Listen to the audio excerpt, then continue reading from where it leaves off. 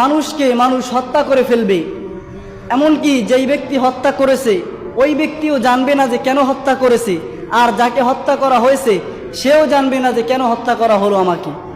এরকম একটা সমাজের যখন অবস্থা হবে, আজকে সমাজের ভিতরে তাকিয়ে দেখেন এরকম কত হাজার হাজার মানুষকে হত্যা করে ফেলা হয়।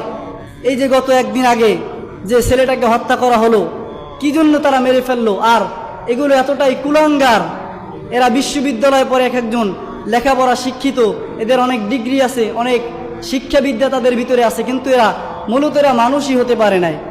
এরকম সমাজের ভিতরে হত্যাকাণ্ড এমনভাবে বেড়ে যাবে, গুম এগুলো এমনভাবে বেড়ে যাবে, আর মানুষকে হত্যা করে ফেলা হবে অন্যায়ভাবে।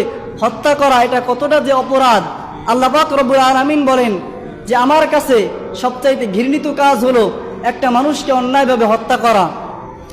কিন্তু আজকে মানুষ মারাটা আমাদের